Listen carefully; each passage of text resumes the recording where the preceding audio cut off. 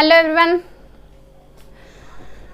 आज फिर एक नई समिट्स कंप्लीट हुई है। समिट्स तो बहुत दिनों से चल रही थी, लेकिन अभी मतलब आज के डेट में 2 अगस्त को इसका समिट्स जो कंप्लीट हो चुका है उसी के बारे में आज हम लोग पढ़ेंगे। जो आज का आपका नया समिट्स होगा, नई टॉपिक होगी। इससे पहले के वीडियो में मैंने आपको जितने भी करंट समिट्स हुए हैं, जितने भी एक्सरसाइज हुए, जितने भी ऑर्गेनाइजेशन हुए, मैंने बता दिया है कि कौन कौन सा समिट्स कहाँ कहाँ हुआ। जैसे कि COP26 का बताया था मैंने, फिर मैं बताई थी आपको SCO के बारे में, फिर जितने भी समिट्स होते हैं उसका एक वीडियो अपलोड कर दी थी। तो जो अपडेटेड हो रहा है उस समिट्स के बारे में हम लोग रोज़ बात करते हैं। जब भी उसका सम्मेलन होता है तो हम लोग बात करते हैं। समिट्स का मतलब क्या होता है, समिट्स क्यों होते हैं?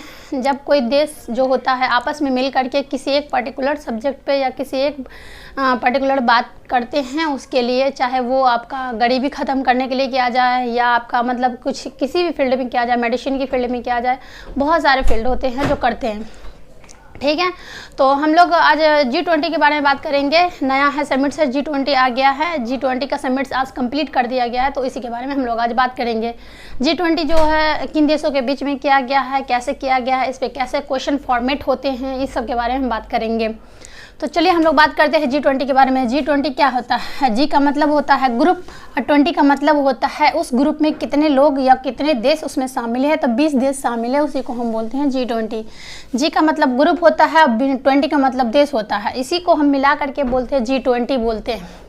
एक G7 भी आता है, एक G8 भी था, तो ये दूसरा है, ये G20 दूसरा है। तो हम G20 की बात कर रहे हैं। तो G20 क्या होता है, इसके पहले हम बैकग्राउंड थोड़ा सा जान लेते हैं कि इसका बैकग्राउंड क्या होता है, इसका निर्माण कब किया गया या कैसे किया गया। इसका निर्माण जो किया गया था जब G8 का जो सम्मेलन चल रहा था, कब? 1999 में, 1999 में जब चल रहा था जर्मनी में। तो उस टाइम एशिया के बारे में, एशिया के जितने भी कंट्री है उनका जो आर्थिक है, जो उसका इकोनॉमिकली है जो है वो बहुत ज़्यादा संकट में आ गए थे, बहुत ज़्यादा प्रॉब्लम में आ गए थे। वो देश बहुत ज़्यादा ही प्रॉब्लम क्रिएट कर रहे थे या झेल रहे थे। तो उन्हीं सबको देखते हुए शिंजो आबे जी थे, और जो अभी फ़िलहाल जापान के PM थे कुछ दिन पहले, जो अब रिटायर हो चुके हैं।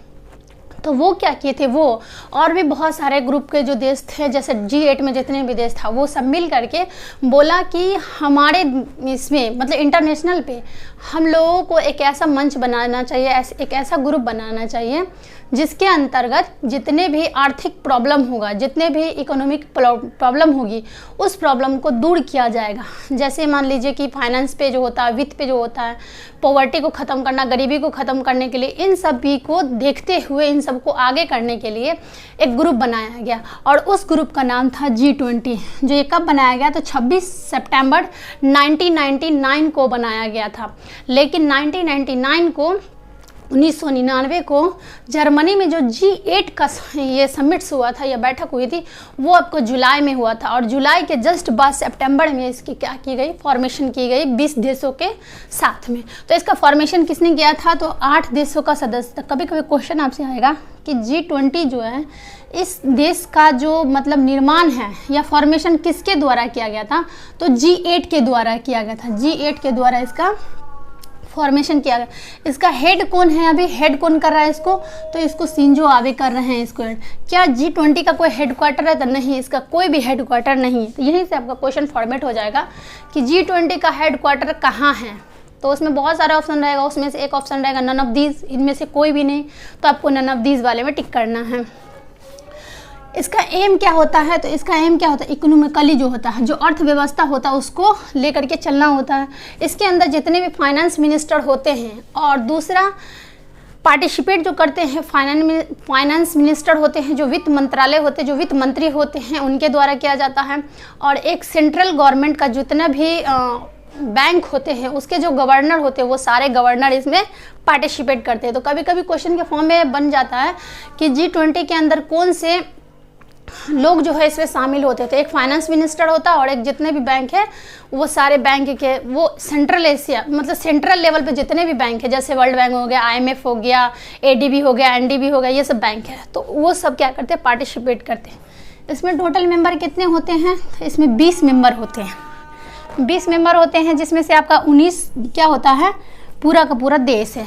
ये 19 क्या है? पूरा का पूरा देश है, कंट्री है।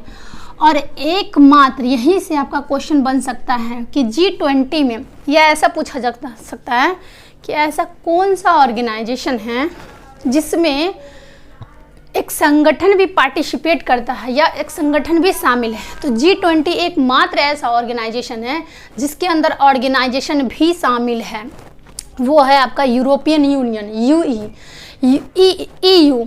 यूरोपियन यूनियन क्या होता है? एक संगठन है, ये 27 देश का एक समूह है जो ये भी शामिल है। तो ये याद रखिएगा, यहाँ पे क्वेश्चन बन जाता है। जो नेगेटिव होता है वो पहले बनता है, जो पॉजिटिव होता है वो बाद में बनने के चांसेस होते हैं। इसका सम्मेलन पहली बार कहाँ किया गया था? तो मैं बताई थी कि जब बना था 1999 में जर्मनी में किया गया था, जिस टाइम फॉर्मेशन की गई थी। ठीक है, इसका थोड़ा सा हम देख लेते हैं। 2000 बहुत सारा सम्मेलन हुआ था, हर साल होता है। ठीक है, एवरी ईयर होता है।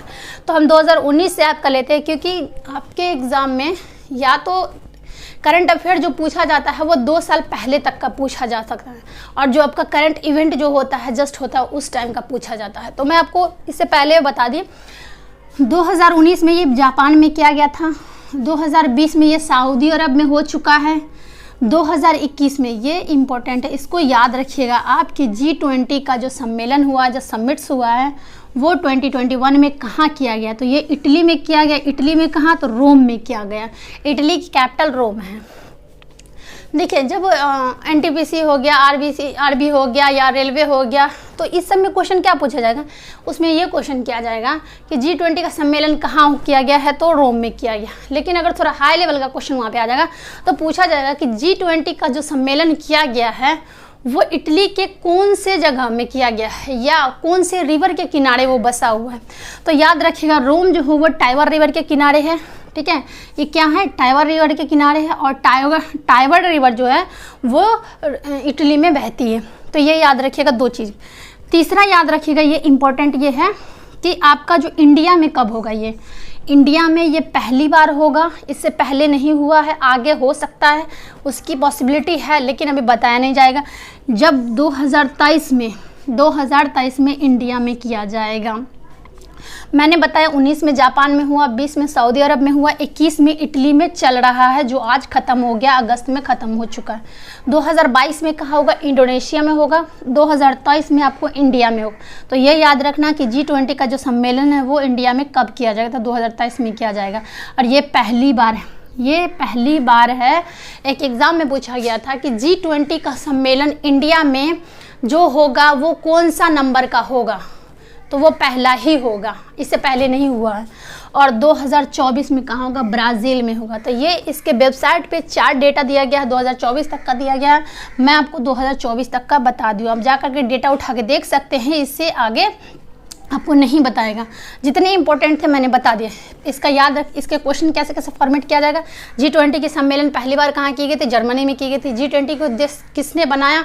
तो शिंजो आबे जी, और प्लस 8 जो है G8 का जो जितने भी मेंबर है उन्होंने मिलकर बनाया था। क्यों बनाया गया? तो इसका अर्थव्यवस्था को जितने भी मतलब प्रॉब्लम होता है उसको ख़त्म करने के लिए, गरीबी को ख़त्म करने के लिए।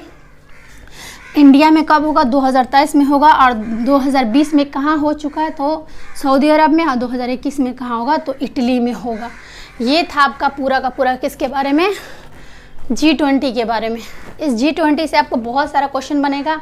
इससे पहले भी मैंने बहुत सारे वीडियो बताए हैं समिट्स के बारे में। ये आपका करंट का इवेंट है, ये आज का इवेंट है जो मैंने बताया।